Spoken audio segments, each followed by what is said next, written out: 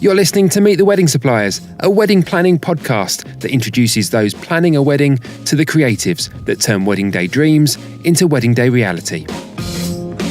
My name is Philip Smith. I'm an award-winning wedding videographer, and over the past 7 years, I've worked alongside some of the very best suppliers in the wedding business.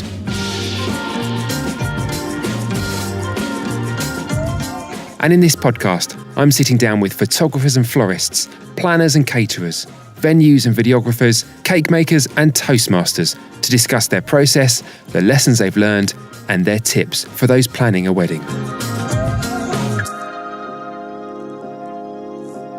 Our guest in this episode of the podcast is the hardest working photographer that I know. Regularly during the summer season, I'll see him posting images one day from a wedding in Cornwall and the next day he's at a wedding in Suffolk. I've no idea how he finds the time to see his wife and son, but what I do know is he takes incredible photos.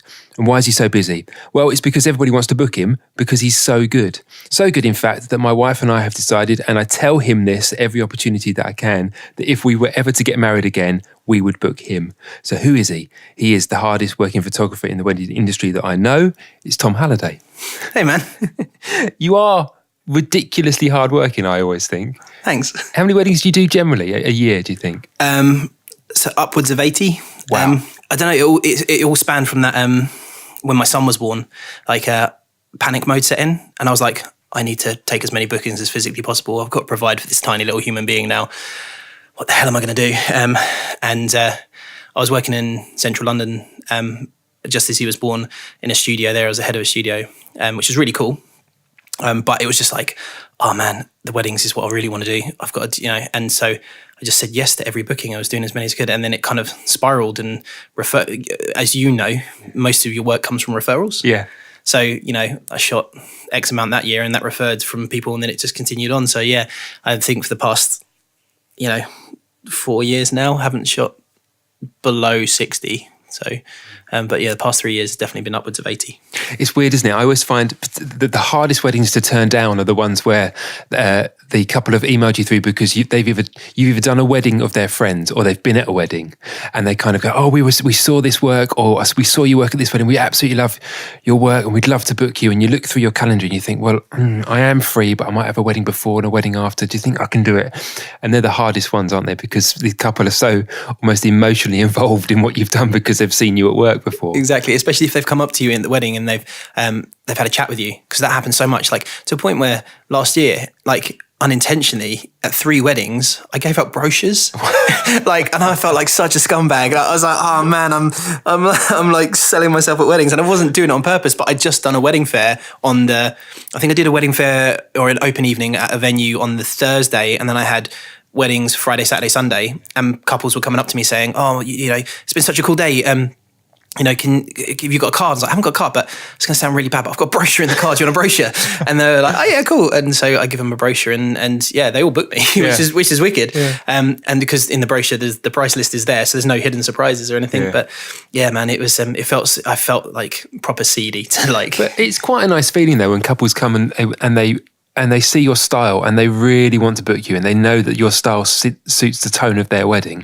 It's a lovely feeling, isn't it, when someone says, we love what you do, we really, really want to book you. It's a bit of an ego boost, but at the same time, like professionally, you kind of think, yeah, I'm on the right page here. Yeah, it is. But photographers in general love their ego being stroked, don't they? I mean, yeah. Well, hence this podcast. Yeah, I mean, yeah, exactly. This is all from for our own egos, isn't it? Yeah. It is really lovely when couples come up to you and they've to a point where sometimes they've not even seen your images yet, or your video for your example, and they're like, oh, we really want you to shoot a wedding. I'm like, you haven't seen any images yet, but we just got a good feeling from you. Yeah, and that's when you hear that, it's just like, you've been doing the right thing. Yeah, that's good. And that it's it's been a good day. Yeah. So let's start at the beginning then. So were you born with a camera in your hand? How did you get into photography? Yeah. So when I was, how old was I? I was 15, 16. I was working in a skate shop. I've been an avid skateboarder since around 14. And which is quite a creative sport, obviously. And it was a skate shop called Experimental in Bishop Stortford. And I kind of got hooked up with them, sponsored is a very loose term, but because I worked there, I got free stuff, and they were taking me on tour with them. And I was meant to be going on tour with the team, and they were hooking up with the Flip team, which are a huge skateboard team. And literally a week before that happened, I was, babysitting my cousins, as you do, and their house was a building site. And I decided that I had my skateboard, and they had a gap in their garden where the end of their drive met the new foundations of the building, and I was going to clear that gap. And I charged at it, didn't make it the first time. So I was like, second time, I just need to push my board forward a little bit more. Went to do it, landed, put my arm down and snapped my arm at a right angle. Bone came out, everything like that. There is a reason I'm telling this story. And it was pretty intense. And, I've got kids running around, calling ambulances and stuff and calling my parents back and all that. So I wasn't allowed to babysit again after that. But because of that, I just got a camera for my 16th birthday. From my dad. It was a Pentax MZ90, which was it was a film camera, but it was a digital winder. And so I picked that camera up and I started taking photos of the team instead. And I was like, oh, this is really cool. I really enjoy this. And I was like getting the film developed. And I was like, I got that shot. I didn't think I got that shot. That was and there was this excitement that I used to get from landing a trick, but it was from when I got the images back. And it was just this real kind of happy feeling, that kind of, euphoria from that. And then I looked back at photos of me as a kid, and I realised I had a camera. Most of the photos, I had a camera, and it was my granddad's influence. He's a graphic designer / he used to work on print and stuff like that in the print presses in London, and he's pushing 82, I think now. Right. I might have got that completely wrong, and if he listens to this, I'm sorry, Granddad, if I got that wrong. But he's still as au fait with Mac and PC. He's got a Mac and a PC in his own office, and he does freelance work, and he will just swivel between the two depending on what program he's working on. But he was all his camera equipment and stuff, and he was the one who kind of got me into cameras. He was the one that nourished the creative side, but not even that I realized it was happening. It was something I realized through photos. I don't think even any of my family realized it. So that was my kind of way of getting into photography. And then I went to sixth form at County High, and they didn't have a photography thing. They just had art. So I did art, but they had a photography elective. So I took the photography elective, but there wasn't a photography teacher. There was Mr. Douglas, who was the PE teacher who knew a bit about photography. Shout out to Mr. Douglas. Yeah, exactly. I bump into him in the pub every now and then. He has no idea who I am. But, and he was taking us in this photography elective, and he was like, so we're going to go in the dark room. I was like, this school has a dark room? Wow. What? And then we went in, and it was a broom cupboard, and there was light pouring in everywhere, and it was terrible. There was just to a point where we found pots of Vaseline in there, and what's been going on? He was like, no, it's to use around the lenses and to make the blurred effects and all that sort of stuff. And I quickly realized that digital cameras were the way things were going, because the first digital cameras were just coming out around then, the Nikon D100 and stuff like that. So I kind of looked towards the more digital side of things. So I was using a little point and shoot and editing things on Photoshop for the skate team I'd taken photos of and all that sort of stuff. And then I decided that I was going to go to university to study photography. But I had no real photography portfolio. So I took my art portfolio, my paintings and stuff, and what I'd done with photography, and I went to Portsmouth University. And the guy who was the head of photography was he looked like me in 70 years time back then. He had long white hair, he had nose piercing, earrings, tattoos and stuff. And I was just and this is really when we had this real connection. And he was like, look, I really enjoy your creativity, what you're doing for it. You've obviously got a passion for it. So you can come here, and I'll give you extra tuition to get you up to scratch. Wow. And I was like, this is awesome. Right, I'm going to get my own tuition. I'll get up to scratch with the other photography students who've been doing it since A-level. Yeah. Wicked. And I got to university, and he'd retired and moved to France. Oh, no. And I was like, sweet. And they're like, so we haven't got a photography teacher for you. So the art history teacher is going to be taking your class until we can kind of get it up to, get someone to teach it. And so the technicians were really lovely. They were helping. But it was we got there, and it was here's a film. Go out and shoot photos of what you seem to be as Portsmouth. And I was like, wicked. So I just went skateboarding and took photos of skateboarding and got drunk way too much. And then we finally got a photography teacher. And so when I told him I was dropping out, he was like, yeah, okay, man, cool. Yeah. But the reason I dropped out was because we had to go and do work experience. And I went and did work experience at Adventure Portraits, which they used to have 75 studios all around the country. Yeah. And one day, I'm on my second week of work experience, and the photographer who was going to be shooting, I was going to be shadowing, and he was shooting the day shoots, didn't turn up. And they're like, oh, this is a really young couple coming in. They've got a baby. They won't have much money. Why don't send the work experience kid in? And I've been trained on how to use the cameras. So I was like, cool. And I was shaking doing the shoot. But I did the shoot. I did an hour and a half, and I was only meant to do an hour. And they were watching in the offices, that all the photographers were watching the images pop up. And they were like, you did really good, man. These are really nice. I was like, oh, thank you very much. I was, 18, and I'd just done my first professional in quotation marks. But there's absolutely nothing wrong with it. Literally getting thrown in at the deep end, is there? I mean, that's the most. I mean, if you're going to learn anything, that's the time to learn. Yeah, exactly. You've got to deliver and perform. Yeah, man. Yeah, there was that kind of nervous excitement, but also like, just trying to prove my worth. Yeah, I've got this opportunity. I'm going to take it. Yeah. And I edited the photos, and they came back and did what was called a preview, where they did big projections. Yeah. And they spent a lot of money on the photos, and then the manager of the studio just turned around and was like, would you like a job? I was like, wicked, yes. So I went back, and the 6 months it took me to get into university, because I didn't quite get the grades because I wasn't the most academic. It took me 24 hours to drop out. Yeah, brilliant. It was amazing. And then that was on the Friday, and come the Monday I was working as a professional photographer. Wow. It was awesome. It's weird. I had a similar thing at our school, because we started in A-level, started doing video production, and we were shooting on film, the same as you guys were with stills. And it just took forever to film this thing on actual film, and to take it off and to load it all in, edit it. It took forever. But we made this film in our sixth form about mobile phones, because they were just coming out. It was 99. So people were just hearing about mobile phones. We made this short film about how the government was spying on you via your mobile phone.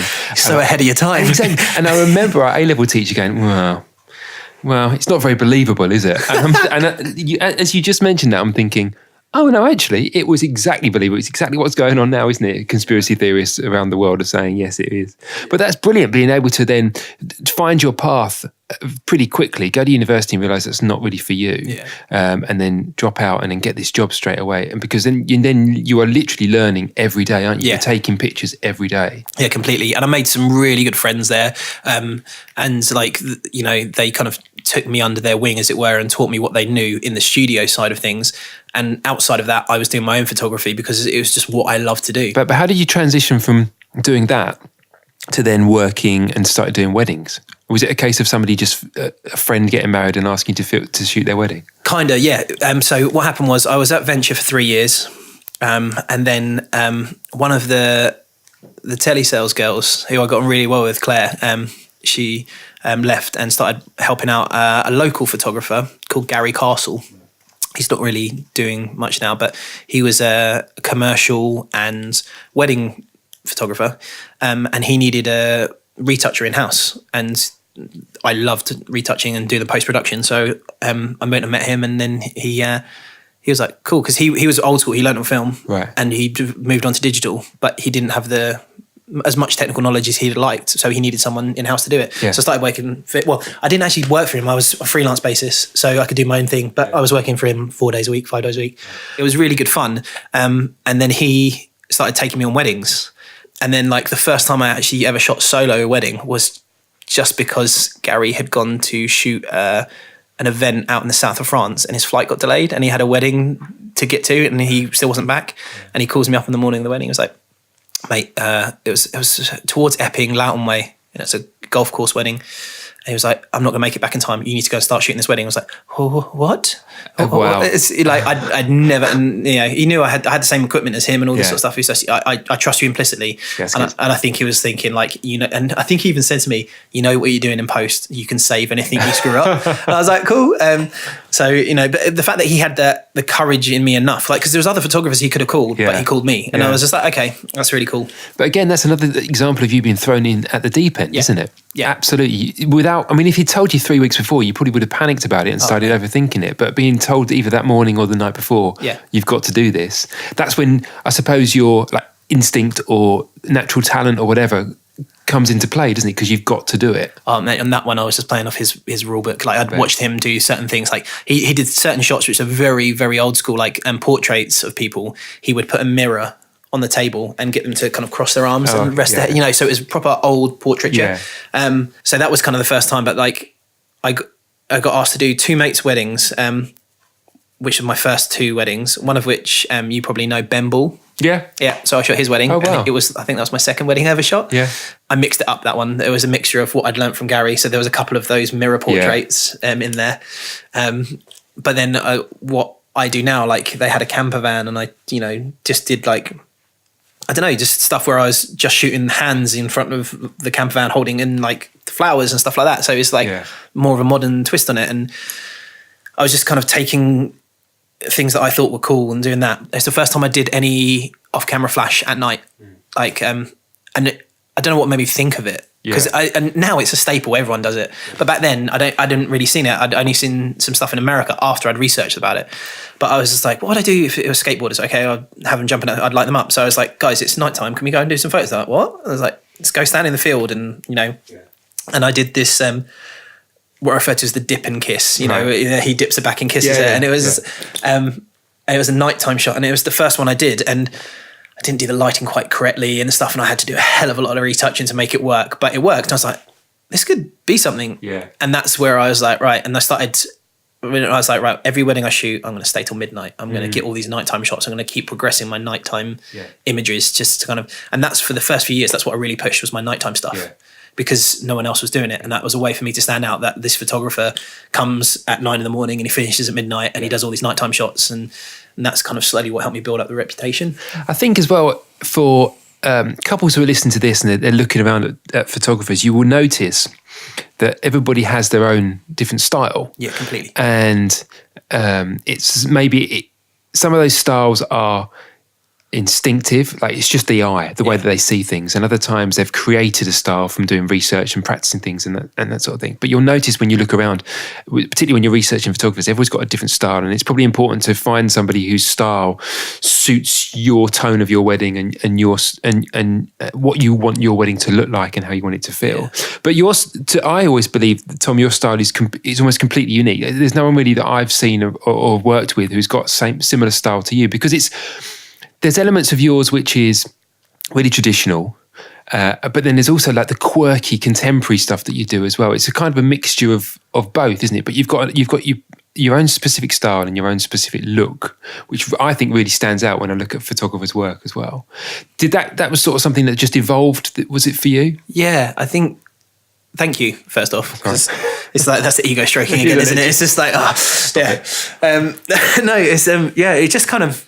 I don't know. Do you know what? I don't know where it came from. I think at first, like anyone, when you're first starting out, you research what's going on and when I was first getting into wedding photography properly, a big thing in the States was commercial wedding photography. Right. And I used to go on F-stoppers and SLR lounge all the time, and I saw these highly polished nighttime shots and all these really lovely daytime shots, and I watched a few videos and stuff like that, and it was I tried to emulate that at first, but it was not me. It just didn't feel right. It didn't feel organic enough. Everything was too staged. And then I think it's all kind of just slowly over time, everything I've learned from all the different photography jobs I've done, because I know we kind of jumped from that to weddings, but while I was building up my wedding portfolio, I did stuff for a photography company. Then I went and taught at Long Road Sixth Form College as a teaching technician in the photography department. After that, I was working for a brand agency as the in-house photographer, and it was whatever the brand needed. They needed that specific imagery to match their brand. So I was doing all kinds of images, whether it's portraiture, product photography, and all that sort of stuff. So working to brief is one of the hardest things you do in any sort of creative industry, isn't it? Mate, I mean, and I loved working there, but I remember vividly one of the days the boss went, right, we need this, the imagery needs to be on brand with it. So it needs to be very warm and inviting, but, have this kind of edge to it, which just is so, harsh. I'm like, wait, what? Yeah. Like this makes no sense. Absolutely no sense whatsoever. No, exactly. So everything I kind of learned from different aspects of the creative industry kind of merged into one. And then it also comes down to what I like. Yeah. Just what I feel looks nice in an image, and also a big factor in how I've shot is definitely my wife's eye. Even though she's not there. Yeah. Even though she's not there with me at the wedding. Yeah. as I was always progressing, and like I'd be like scratching my head and stuff like that and go through it, and like I used to deliver too many images. I still deliver a lot of images, but I remember like when I was first starting out, I barely culled any images because I wanted everyone to have everything. Yeah. And she would help me kind of go through, say that's better than that, and she would put her female eye over it, as it were. Oh, that's really interesting. And she would go, no, the bride won't like that. Her arm looks too big in that. Yeah. She preferred that one where it's slightly slender. I was like, but what about the whole overall image? She was like, well, can you not crop it to make it similar to that one? And I was like, oh, yeah. And she helped me tune my feminine eye, as it were, to look at images where, I will love all these 5 images overall, but I know for a fact that these 3 are the ones that the bride will like more. Yeah. And I'm focusing on the bride more because it's generally the bride who's, who's in charge of the imagery. So to any grooms listening, we are obviously, apologies, but it is mainly for the bride, the whole thing. Yeah, exactly. And then like, that's why I do the cigar shots and stuff in the evening with the guys and, the laddie kind of, for want of a better word, photos. Because it gets because there's always the guy who's I want to get a shot for me and my guys having a cigar and a whiskey at the end of the night and make us look cool. I'm like cool. But so she helped me like kind of train my feminine eye, and she still helps me now. She helps me colour and edit and stuff like that. She's part of the business. So that's I'd never really thought of that. That's really interesting, actually, the way male and females see things differently, and how you and I might look at an image and not think about how a bride would perceive that. It's really interesting. But I kind of did a similar thing when I started making videos. Is for the first maybe 2 years, I wouldn't look at anybody else's work, because I didn't want to be influenced by it. I didn't want to go into a wedding and try and shoot in someone else's style. I wanted to find my own style, and it takes a real while to find it. But when you've shot images, and I've made videos where you put them together and you think, that's it. That's me. That's what I'm all about. And that's always good. But you mentioned the nighttime shots earlier, because I love some of the nighttime shots that you've done. There's one in particular where you've got it's a DeLorean, and the couple are doing the Back to the Future, looking at the watches with the lights up and everything. I mean, it's such and I think it's one of the first images I saw of yours. And I thought, for a wedding, that's brilliant. I love that image. Yeah, man, that was really fun, and loads of people think it's a styled shoot as well. But it was on the wedding day. They got married on the day that Doc and Marty came back to the future. Wow. So they own a photography studio down in Wales, and they'd researched photographers all over, and then they contacted me out of the blue, and they're like, we want to pay for you to come to Cardiff and shoot our wedding. And I was like, They had the DeLorean, they had the Buick Special, they had the camper van, the groom's suit matched colours, and she had a Ian Stewart dress, which was very, very, very nice. And as soon as they said it, I was like, right, we've got to recreate the stepping out the car thing. So I bought smoke grenades and stuff like that. And you say it's a nighttime shot, but it's just the way I lit it and edited it, because it was shot in the middle of the day. Oh, really? Yeah. I didn't realise. Yeah. So, but that was like a 5-light shot. So the lights of the DeLorean on, had a light in the car to emphasize that, a light on the couple, a light behind them, a lighting under, and then the best man ran around with a smoke grenade. Wow. Just like a lunatic. And this is really before I was very conscious about health and safety and stuff like that, before I realised that giving a drunk best man a smoke grenade to run around with is probably not the best idea. But so were those techniques that you had learned on your previous jobs, then, the lighting and that sort of thing, so you used those techniques and then put them into a wedding scenario? A combination of learning it on the job and also just research, because I love it so much. I'm always trying to better myself. I never want to become complacent, it's just one of those things. If I become complacent, I won't enjoy it anymore. I always want to keep challenging myself. And I to any bride and grooms listening out there who potentially like my work, I'm not trying to move away from what I'm doing. I'm just trying to always better myself. And any sort of evolution in your work, or how you've adapted images, it's very subtle. On a weekly, monthly, yearly basis, isn't it? You're not going to go and just shoot a wedding that somebody's booked you for in a completely different style to the style that they know and like your work in. You'll slightly maybe change it as year on year. I mean, I know myself, it's every year I kind of look back at the stuff that I've done and think, well, how can I improve? What can I improve to make myself better the next year? And how can I change? And you have these, because you're creative, you constantly want to adapt and evolve, but you are quite aware that you can't do a massive sea change in your style. No. Yeah, that was one of the things I was approaching last year or the year before, when I was shooting quite a lot of weddings, and I shoot quite a lot at the same venues because I'm recommended by them. And one week I had 3 on the trot at the same venue, and I was panicking about, I think it was even you I had this conversation with. I was panicking about having the images all at the same because of my same day edits, and I post them up, and I was like, I don't want everyone's wedding to look the same.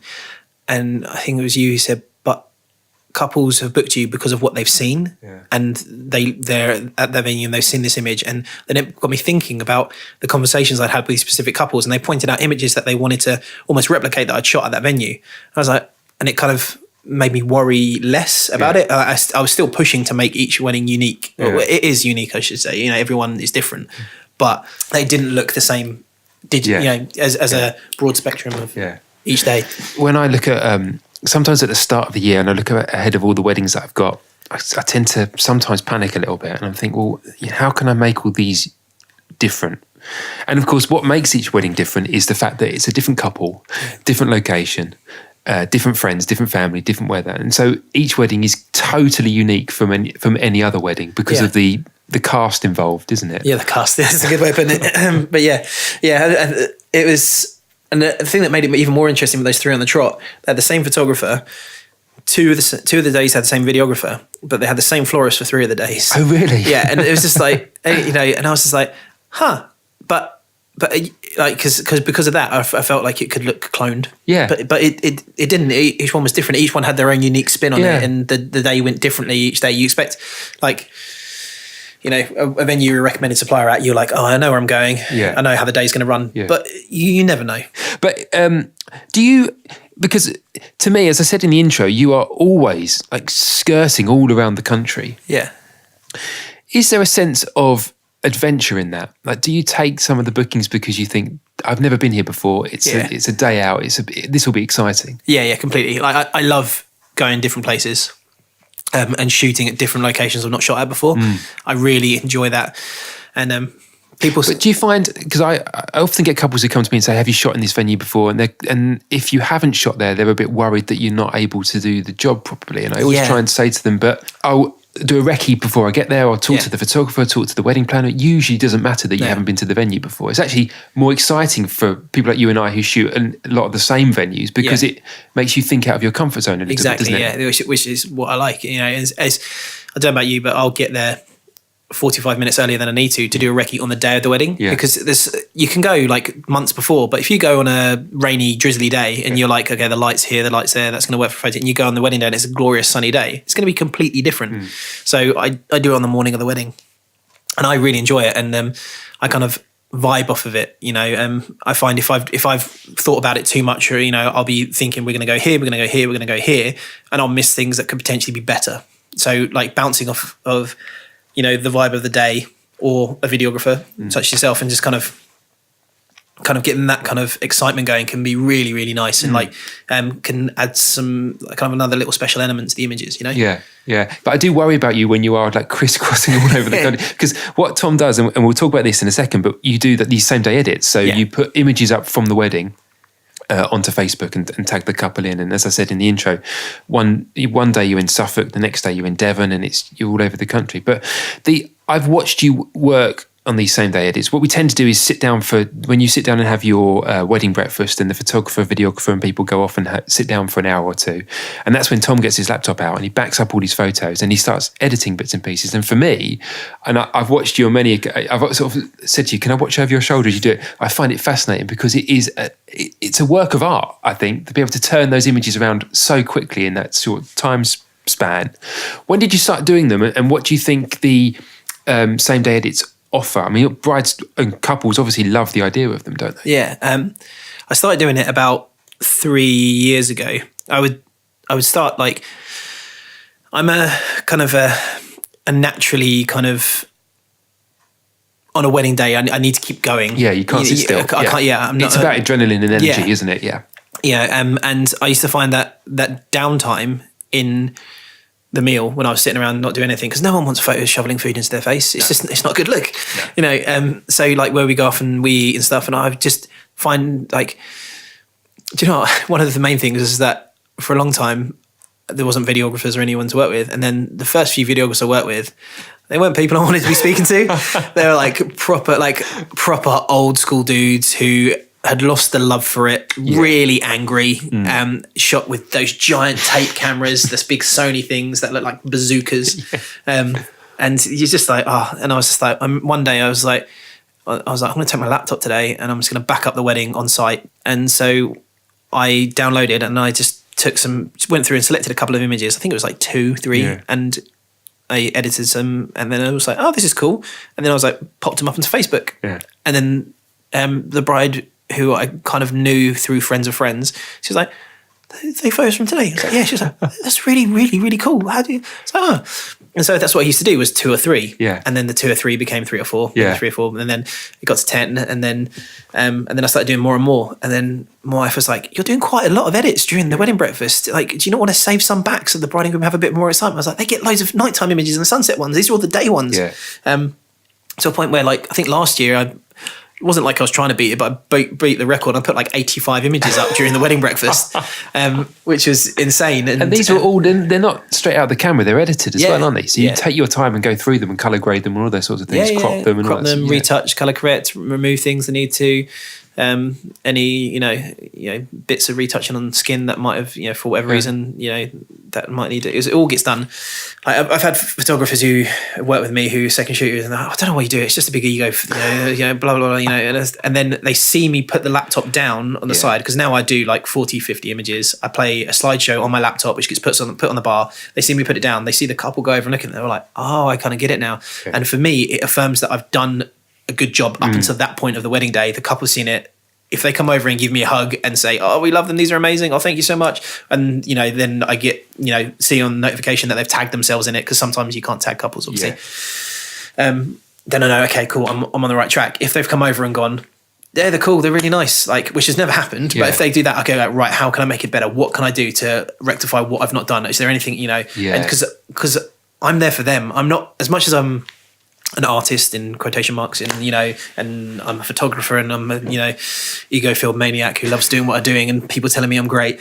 It's for them. It's not for me. Yeah. Like that's one thing that really, going off on a tangent about other photographers, but it grinds my gears when like Peter Griffin grinds my gears when other photographers are like, oh, I've got to do this, I want to do this, I want to, and it's all about them. It's like, no, it shouldn't be about you. It should be about the couple. It should be about what they want. Yeah.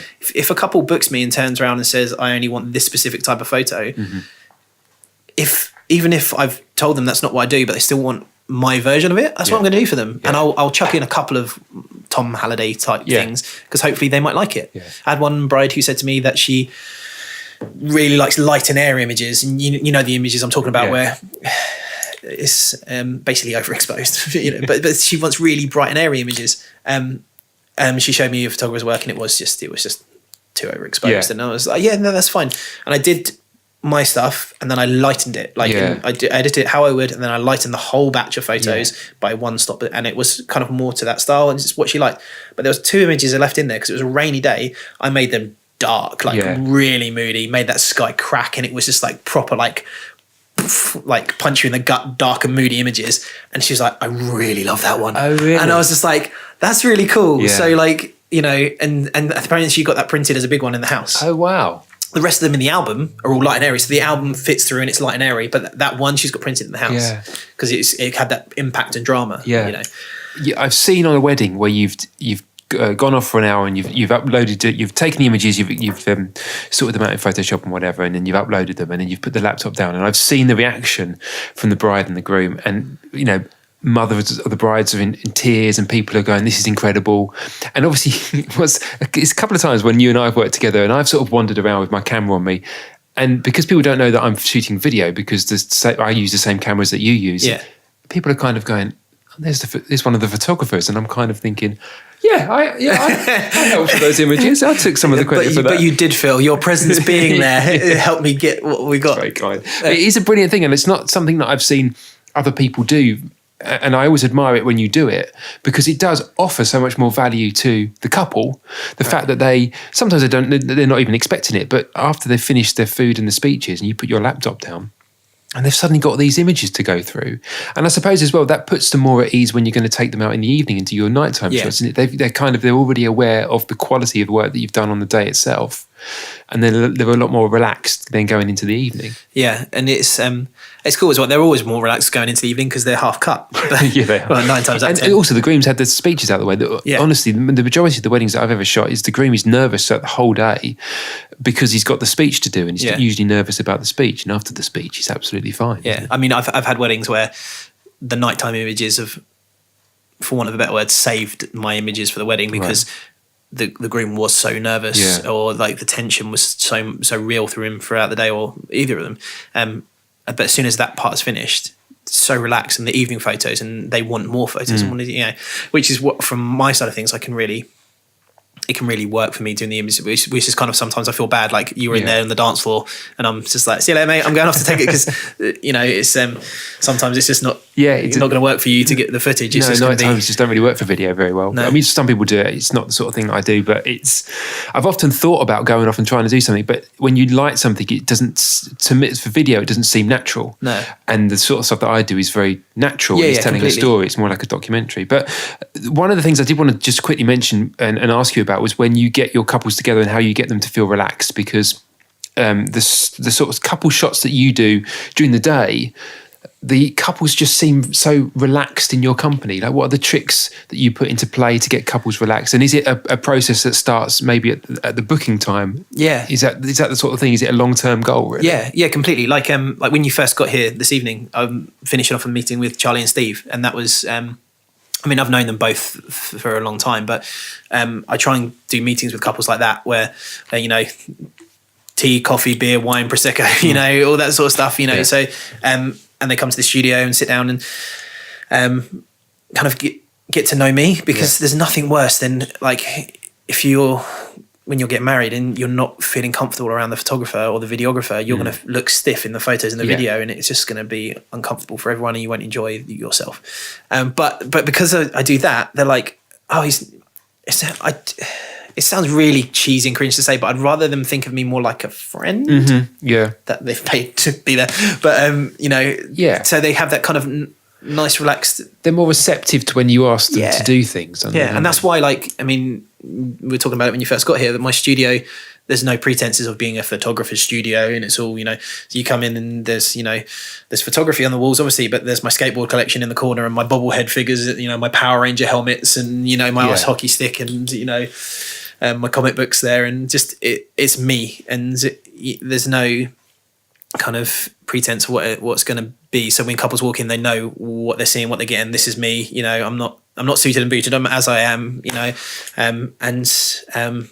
that kind of instantly puts people relaxed, because again, grooms, I'm not, kind of putting you on the back burner, but it's usually the bride who's the person who's involved with the booking primarily, and the guy is 9 times out of 10 been brought along, or who, honestly, the grooms, the majority of the time, of couples that I with, the grooms are a bit just blasé about the whole thing, and they're just going along with it because the bride is going to be happy with video or stills. The grooms are always a bit blasé, and that's sometimes why it's very hard, particularly on a wedding day, to get the groom into the styled shots or the poses or position them in that way, because they're not comfortable with it. Whereas the bride's seen your work and knows exactly how it's going to work, and wants to get those images. And the groom sometimes isn't so much into it. But because when they come here and there's basically the teenage boy thing splattered all over the walls of the skateboards and the comic books and all that sort of stuff, they go, I used to skate, or I used to collect this, Power Rangers, I haven't seen that for years, or Pokemon, or Rick and Morty, all this, just stupid stuff that, my wife would roll her eyes at. It kind of relaxes them, and so that on the day, they're like, hey man, like, they're like, how's it going, buddy? And all this, hug when I get there in the morning to start shooting and stuff. And then when we're doing the couple stuff, what helps is that they've usually had a few drinks before the ceremony, and then they've had a few. That's why I don't do couple stuff straight away. I want them to have a few drinks in the drinks reception. And enjoy themselves, so they feel like they've talked to their guests. They've got 2 or 3 Proseccos in them, so they feel more laid back anyway. But I think what you've identified there is a couple of things that are really important to think about if for couples who are listening to this and are booking their wedding, is that you're clearly aware on the day of not taking the couple out straight away because they've got other things to do. They want to go and meet people. It's being sympathetic to their needs. But also when you are with them, it's being able to read them pretty quickly, isn't it? Some couples just don't want to have their picture taken at that point, and it's a photographer and a videographer need to read that and say, massively, let's go inside, we'll do this again later when you've got other things, whatever you sorted out, whatever you're doing, or you've spoken to people, or you've changed your shoes or whatever. It's that sort of thing, isn't it? Because everyone's priorities are different. Some people prioritize the photography and videography massively. They like this is what we need. This is screw the rest of it. Yeah. I've had people say, don't worry about guests. We want photos of just us. Yeah. But then some people are like, we really want to speak to all our guests. So it's about communicating that beforehand, what they prefer, what they don't, but also, just like you said, reading the situation. Because I'm sure you've been there at times where in bridal prep or groom prep or whatever, someone's freaking out and you're like, it's time to put the cameras down and step out and walk away and let them take a breather. Because if I put a camera in their face once again, they're either going to have a mental breakdown or they're going to punch me in the face. And with all due respect, that's exactly what people are paying for, isn't it? They're paying for that professionalism. They're paying for you and your style and your images and all that sort of thing, and backing up and all the security involved. But they're paying for that professionalism for you to read the situation well and to go, now is not a time to take pictures, or now is not a time to take people out, or now is the perfect time. It's being able to read those situations. And it's also a fine balance, because if the light is so good and it's just right, and you're like, I really need to take them out now because we could get some absolutely fantastic stuff, and they're in the middle of their dinner, you're like, it's like, what do you do? But for me, because I've done the same day edit, and it's kind of, we're talking back to that, I can be like, no, we've got good stuff. Like there's not a real thing. But then I've had times where I'm like, oh no, I'm not going to take them out. We've had a really amazing time so far. They're enjoying themselves. I feel like I was a little bit too long maybe on the couple stuff. So they want to, and then all of a sudden the groom will come up. It's like, Tom, have you seen the light out there? You seen the sun? Because they know I'm a big, because I talk about it all the time. Like I said, I talk too much. I talk too much and I talk too fast, which is probably what people are thinking listening to this. Like, Jesus Christ, you won't shut up. Surprised I've got this far, to be honest. Yeah. But they'll come out, see the light, or one shot I got with this, a full rainbow. The first rainbow shot I ever got was Alyssa and Tom's wedding at Basmy Manor Barns. There you go. Etched on your memory. It is indeed. And that is because I was sitting there about to tuck into my Scotch egg, because they do a cracking Scotch egg at Basmy Manor Barns. It's a galloping gourmet one. And I was about to eat it, and then Alyssa comes out. I was like, Tom, rainbow, and kept running. And I was like, huh? And Tom was like, I think there's a rainbow, mate. I was like, cool. I grabbed my camera, and I had the complete wrong lens on it. Went outside, and there was this unreal rainbow, like black blue skies, and then this beautiful, perfect rainbow. And I was like, stand at the edge of this field. It was sodden, but she was running in a dress because she wanted this shot. Yeah. And I took a portrait of them, so you could only get them and the top of the rainbow. And then I was like, have a kiss, boom, boom, boom, boom.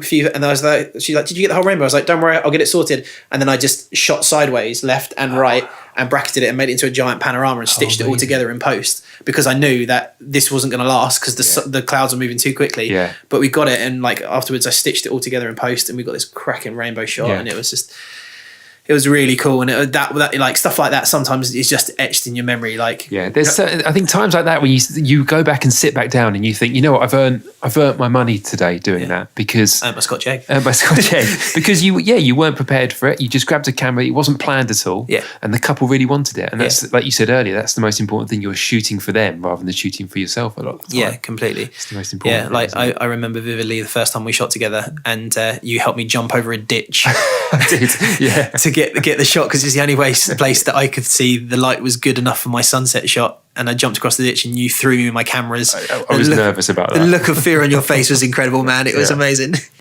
We should probably if we look to wrap up now, there's probably a couple of things I really wanted to talk to you about, which was I wanted to talk to you about tips for couples who are listening to this and wanting to book photographers for their wedding. What tips do you think, from your point of view, can you offer for the couples when they're searching around for photographers? What are the main things for them to keep in mind?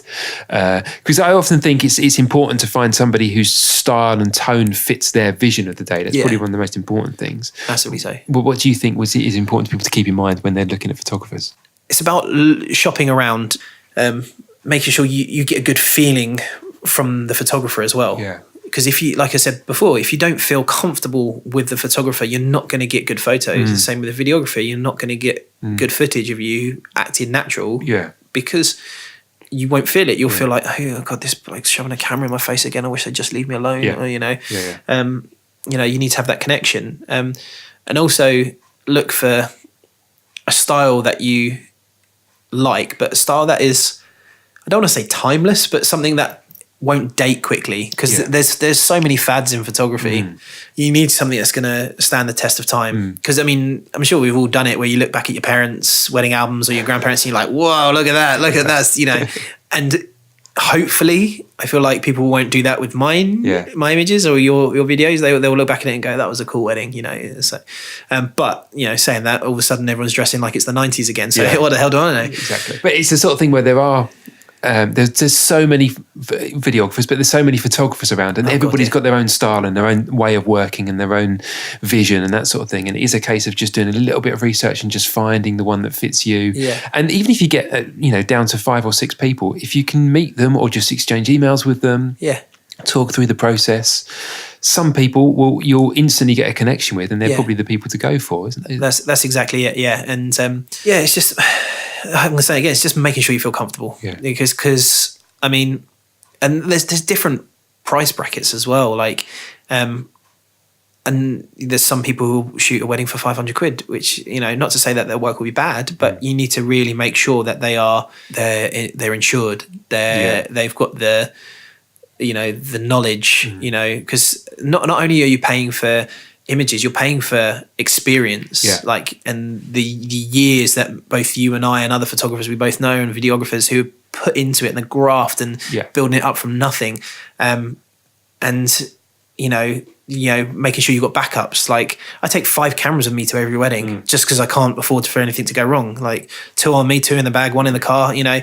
So where can people get more information for you, Tom? Give us your website and all your social media details. TomHalliday.com, and that's Halliday, Halliday. Facebook is Tom H Photo or Tom Halliday Photography. You search it, but it's / Tom H Photo. Twitter I've got, but I don't use. There's no point. I've stopped using Twitter as well. It's crazy. I just haven't used it for a year or so. I've got it and I'll log in occasionally, but I just don't.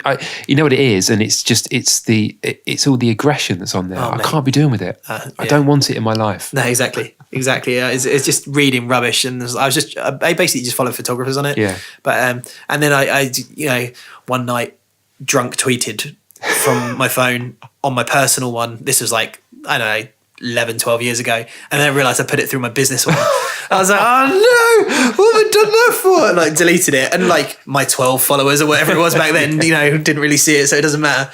But it's so, and then on Instagram it's Tom H Photo, Tom Halliday Photography. There's nothing else, is it? Instagram, Facebook, that's it. And do a lot of your brides, have you found a lot of your brides contacting you via Instagram recently? Yeah, massive. Like this year specifically, it's like out of the blue, just all of a sudden, you know, Instagram's kind of, you know, as the kids say, it's blown up. Well, it's great for brides in particular and couples who are looking for stuff, because you can search via the venue. So you find your venue, you search via the hashtag for the venue, and you've got all these images come up, and it's great, isn't it? Yeah, and it's which is really funny when that happens, because they say, "Oh, have you ever shot this venue before?" And I'm like, "Oh, I'm a preferred supplier there." Yeah. Oh, cool, that's really good. Like, you know, but yeah, it's excuse me. But yeah, it's all of a sudden. But the thing is, like, I don't know about you, but because it's, if they don't follow you, it comes through as a message you have to accept or decline it. And the amount of times I'm like going, like, I won't really check my messages for ages because I'm bad at checking messages. Like, email is the direct source. So if people want to get a hold of me, email is the best way. And I'll go onto it, and then it's like, oh my God, I've got like 10 messages in the inbox and I need to accept them all. And like 4 weeks ago, I'm like, I'm so sorry I haven't got back to you. I didn't see this. And it's just like, oh man, you know. Thank you for listening to Meet the Wedding Suppliers. For more episodes, free resources, tips, and show notes, head over to our website at meettheweddingsuppliers.co.uk. My name is Philip Smith, and you can view some of my wedding films over at philipsmithvisuals.co.uk. And if you've loved the Meet the Wedding Suppliers podcast, we'd love for you to subscribe, rate, and give an honest review over on iTunes or your podcast provider. Until next time, thanks very much for listening.